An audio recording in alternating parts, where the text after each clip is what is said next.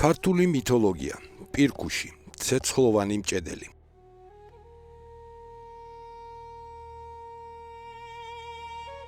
ქართული მითოლოგია არ არის მხოლოდ ძველი თქმულებების კრებული. ეს არის ცოცხალი სამყარო, სადაც მკაცრი რეალობა და ზებუნებრივი ძალები ერთმანეთშია გადახლართული. ამ სამყაროს ერთ-ერთი ყველაზე იდუმალი ფიგურა სწორედ ის ღვთისშვილია, რომლის სახელით დღემდე მოწიწებას გვრის მთიელ კაცებს. მისი ისტორია არ დაწყებულა ზეცაში. ის დაიწყო აქ, მიწაზე, ადამიანურ ნებებსა და იმ უდიდეს სულიერ ბრძოლაში, რომელსაც შეულახველობის შენარჩუნება ჰქვია. ეს არის ამბავი დავითისა, რომელსაც მოგვიანებით პირქუში ეწოდა, კაცისა, რომელმაც მიწიერ სილამაზეზე უარი თქვა, რათა ღვთიური სინათლე არ დაეკარგა. მითოლოგიური წარმოდგენების მიხედვით სამყაროს დასაწყისში ადამიანები და ზებუნებრივი არსებები ერთმანეთისგან გამიჯნული არ იყვნენ. ისინი ერთსა და იმავე მიწაზე ცხოვრობდნენ, ერთად ამუშავებდნენ მინდვრებს და ერთად ნადირობდნენ.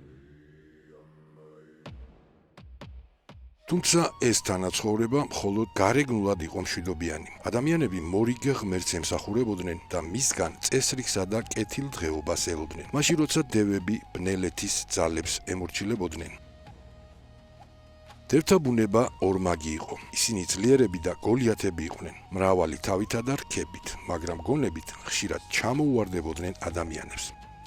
სწორედ ამიტომ გახდა შესაძლებელი მათი შეცდენა. ქვესკნელის მეუფემ მათ ადამიანთა მიწების დაპირებით უბიძგა მტრობისკენ. ამ მომენტიდან იწყება ის მუდმივი ბრძოლა, რომელიც ქართულ მთიანეთში ღვთისშვილებსა და დევებს შორის მიმდინარეობს. ამ დაპირისპირების ფონზე ხევსური მგელაის ოჯახში დაიბადა ვაჟი, სახელად დავითი. იგი ნაწილიანი და ნახორცივლარი იყო, ანუ ადამიანი, რომელშიც ღვთიური ნიშანი ჩანდა. დავითი გარეგნობით ახოვანი და ძლიერი იყო, თუმცა ცალი ფეხით კოჭლობდა. ამ ნაკლს ხალხი თითქმის ვერ ამჩნევდა, რადგან მისი ვაჟკაცური იერი განსაკუთრებულ შთაბეჭდილებას ახდენდა, მაგრამ სწორედ აქ იწყება მისი ცხოვრების მთავარი შინაგანი ჭიდილი. ქალების ყურადღება მისთვის სიხარული კი არა, საფრთხე იყო. იგი შეულახვლელად ითვლებოდა, რაც იმას ნიშნავდა, რომ სულიერ სიწმინდეს უფრთხილდებოდა და ეშინოდა ადამიანური ნებები ამ გზიდან არ დაეშორებინა. ქალთა მუდმივი ყურადღებითა და ცდუნებებით შეწუხებულმა დავითმა მორიგე ღმერთს შესთხოვა. მისთვის ისეთი რამ დაემართა, რომ ადამიანებს მისკენ აღარ გაეხედათ. ლოცვა შეუსრულდა, მძიმე სნეულება მისი სახე შეცვალა, შრამიანი, დაღლილი და მკაცრი იერი მიეცა. სწორედ ამ მოვლენის შემდეგ დაერქვა დავითს პირქუში. ეს სახელი მხოლოდ მის გარეგნობას არ აღნიშნავდა. ის გამოხატავდა მის არჩევანს სილამაზეზე უარის თქმით, მან სულიერი გზა შეინარჩუნა. მის გვერდით ბოლომდე მხოლოდ 3 ქალი დარჩა მსახურად, მათ შორის სილამაზით განთქმული ელენე. პირქუში არა მხოლოდ ასკეტი, არამედ შეუდარებელი ოსტატიც იყო. იგი მთელ დროს სამჭედლოში ატარებდა და ადამიანებს საჭირო ნივთებს უჭედავდა. სახნისებს, ნაჯახებს, ხმლებსა და სამეურნეო იარავებს. მის მიერ დამზადებული ნივთები განსაკუთრებულად მტკიცე ითვლებოდა. ხოლო ოქროსა და ვერცხლის სამკაულებს ბადალი არ ჰყავდა მთელს დედამიწაზე. გადმოცემით, როცა პირქუშს ეძინა, ზურგიდან სინათლე ამოსდიოდა. ეს მისი ღვთიური ბუნების ნიშანი იყო. თუმცა მისი მიწიერი ცხოვრება მოულოდნელმა წინასწარმეტყველებამ შეცვალა. ერთ დღეს მის გრდემლზე თავისით გაჩნდა წარწერა, რომელიც დავითის გარდაცვალების ზუსტ დღეს იუწყებოდა. პირქუშმა სცადა ბედისწერის შეცვლა. გრდემლი ცეცხლშიც კი ჩააგდო წარწერის ამოსაშლელად, მაგრამ ის მაინც უცვლელი დარჩა. მითოლოგიურ აზროვნებაში ეს მნიშვნელოვანი დეტალია. ადამიანი თუნდაც ღვთიურ ძალებთან ახლოს მდგომი ბედისწერას ვერ გაურბის. დათქმულ დღეს დავითი გარდაიცვალა, მაგრამ მისი ისტორია ამით არ დასრულებულა. მორიგე ღმერთმა იგი ღვთის შვილთა რიგებში ჩარიცხა. ასე გადაიქცა ადამიანი ზეციურ არსებად, ღვთის შვილ პირქუშად. მისი სამყოფელი მეცხრეცაზეა, სადაც მორიგე ღმერთის, ოქროს ტახტი და უკვდავების წყარო, ვეშა წყარო მდებარეობს. თავდაპირველად მისი ძალა ფშავში, ახადის გორაზე იყო. შემდეგ კი ხევსურეთში, ბაცალიგოში გადაინაცვლა. ამ დროისთვის უკვე მძვინვარებდა ბრძოლა დევებსა და ღვთის შვილებს შორის. პირქუშის ჩაერთო ამ ბრძოლაში, მაგრამ რადგან მისი ძალა ორად იყო გაყოფილი, ახადსა და ბაცალიგოს შორის, ახადში დარჩენილ ნაწილს სათანადო წინააღმდეგობის გაწევა გაუჭირდა.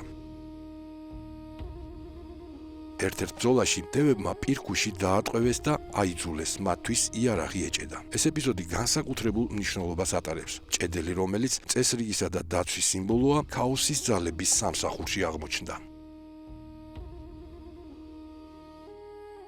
ტყვეობაში მყოფმა პირქუშმა ქადაგის პირით მრისხანე მუქარა შემოუთვალა თავის დამტყვევებლებს. თუ თავად არ შესწევდა ძალა მათ გასანადგურებლად, ბაცალიგოში მყოფ თავის მოძმეს მოუხმობდა. დევებმა ეს მუქარა სასაცილო დაიგდეს, მაგრამ მალე მათ თავს ნამდვილი რისხვა დაატყდათ. წყაროსთაული წმინდა გიორგი, კოპალა და ბაცალიგოელი პირქუში ერთად დაესხნენ თავს დევებს. ერთიანად გაჟუჟეს ისინი და ქვესკნელისკენ განდევნეს.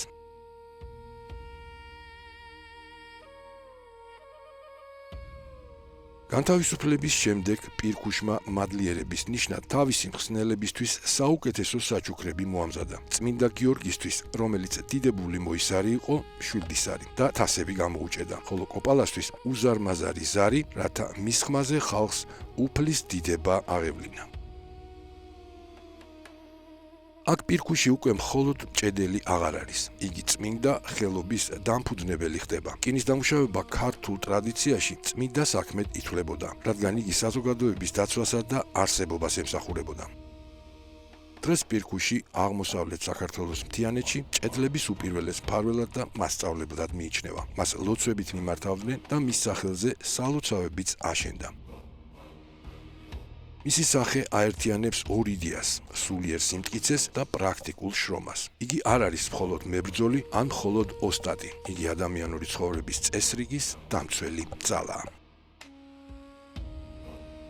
პირქუშის მითში განსაკუთრებით თვალსაჩინოა მსხვერპლის იდეა. მან საკუთარი გარეგნობა და ადამიანური ბედნიერება დათმო, რათა შინაგანი სიწმინდე შეენარჩუნებინა.